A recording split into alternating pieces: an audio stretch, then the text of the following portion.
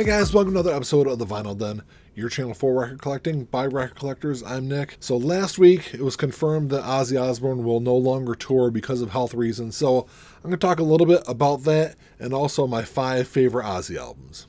There's a bunch of links down below you can go check out. There's links for the Vinyl Den Facebook group, for our merch page, for the Spotify and Apple Music weekly playlist that we put together, and also the Patreon page. So make sure you go check all that out. Of course, if you enjoy the episode, make sure you give me the old thumbs up, hit that subscribe button down below, and make sure you hit that notification bell so you're notified every time I release new episodes. So on February 1st, the 74-year-old former frontman of Black Sabbath took to social media to put out a post about why he was no longer going to be able to tour, why he was going to have to cancel the European and UK tour dates that he had coming up. So what he said on social media is, "This is probably one of the hardest things I've ever had to share with my loyal fans. As you may all know, 4 years ago this month, I had a major accident where I damaged my spine. My one and only purpose during this time has been to get back on stage. My singing voice is fine, however, after 3 operations, stem cell treatments, endless physical therapy sessions, and most recently groundbreaking cybernetics treatment, my body is still physically weak. I am honestly humbled by the way you've all patiently held on to your tickets for all this time, but in all good conscience, I have now come to the realization that I am not physically capable of doing my upcoming European, UK tour dates, as I know I couldn't deal with the travel required. Believe me when I say that the thought of disappointing my fans really fucks me up, more than you will ever know. Never would I have imagined that my touring days would have ended this way. My team is currently coming up with ideas where I will be able to perform without having to travel from city to city and country to country. I want to thank my family, my band, my crew, my longtime friends Judas Priest, and of course my fans for their endless dedication, loyalty, and support, and for giving me the life that I never ever dreamed I would have." So, of course, this comes as a huge disappointment to a lot of Ozzy fans out there who are really looking forward to the upcoming tour that he was going to do. But I know that people that have seen him over the last several tours and said that ever since his accident, he hasn't been the same on stage. I totally get where Ozzy's coming from, to not be able to live up to those expectations, to something he's done for decades and decades, and really having to change what he does on stage. I totally get why he's not able to tour anymore. And to be completely honest, Ozzy has not been in the best health for a very, very long time. Like I said, he's 74 years old. He's had multiple health issues over the years, but really this back issue is really kind of the main thing that's really stopping him moving forward. His voice is still fine. Obviously, if you listen to patient number 9, he can still sing. It's just that on-stage performance he can just no longer do. That's really unfortunate to me because I was really looking forward to hopefully him coming to the U.S. and doing a tour. I've never actually seen Ozzy. I've had multiple opportunities over the years. Just for one reason or another, I never went. But anyway, I guess I kind of can chalk that one up to missing out on a tour. But anyway, at least we still have Ozzy making some great music. But anyway, I'm going to get to my 5 favorite Ozzy albums because he's an artist that, to be completely honest with you, I didn't really appreciate for a long, long time. I like some of his early stuff and just really kind of, I guess my musical interest changed in the late 80s, early 90s. I never really kind of went back and I guess gave Ozzy his full due until I'd say within the last probably 5 or 6 years, I started getting more and more into his music. So when it comes to these 5 albums, really there's no order to any of them other than the very first one. The first one's definitely my favorite Ozzy album, but the other 4 really could go in any order. It really depends on what mood I'm in and what I'm interested in listening to at that time. But for me, my very favorite Ozzy album has always been from the very beginning, Blizzard of Oz, which I think is the great start to his career. I think had it not been for Randy Rhoads, it would have been interesting to see what Ozzy's solo career would have looked like. I think it would have been very different. Had it not been for Randy Rhoads on those first couple of albums and really helped Ozzy put the whole band together before they even recorded this album. But it's a great album, great beginning to his career. Of course, Crazy Train was the huge hit that really kind of propelled him on after this. But, it's an album that I still spin pretty regularly and I absolutely love.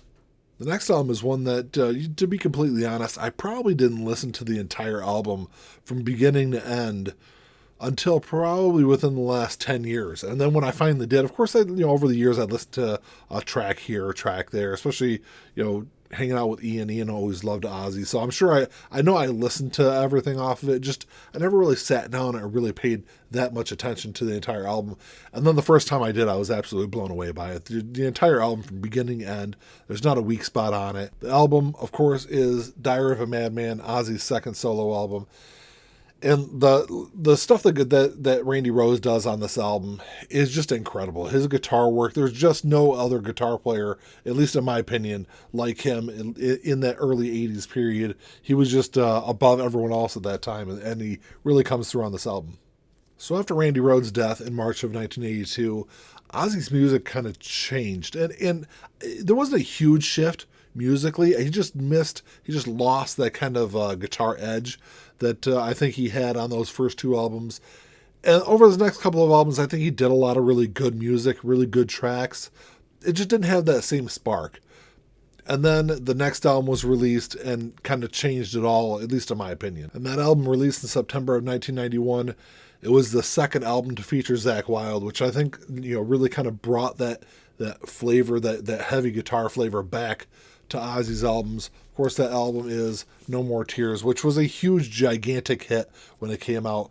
Partially written by Lemmy. Lemmy had a lot of work to do on this album, but from beginning to end, it was just it was one of those albums where it seemed like track after track was just another hit after another hit. The singles No More Tears and Mama I'm Coming Home were just gigantic hits, really propelled this album commercially moving forward. And, I think there for a while, it was hard, I think, for Ozzy to kind of live up to some of the hype and some of the recognition that he got on this album. And then after Osmosis was released in 1995, I feel like Ozzy kind of fell into a lull. Down to Earth was an okay album, and then he had that covers album that he released.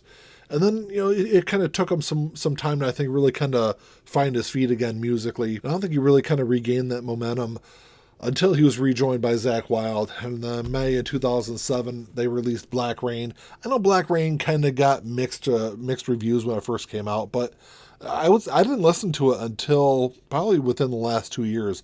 I listened to this album for the first time.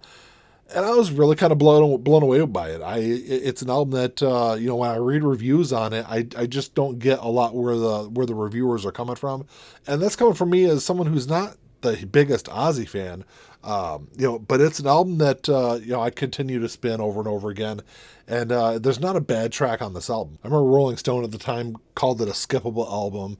There was another outlet that called it an embarrassing album for Ozzy. Another one that said there wasn't anything on here that you can consider a classic Ozzy track. Just, review after review that kind of came out like that. And I think it's one reason why I never really sat down and checked out this album.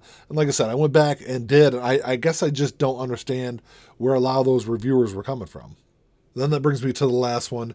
It's an album that, I don't know. I guess it seems like people are really kind of up and down on this album. And it's one that kind of, even though I liked it initially, it's an album that I had to listen to multiple times to really get into.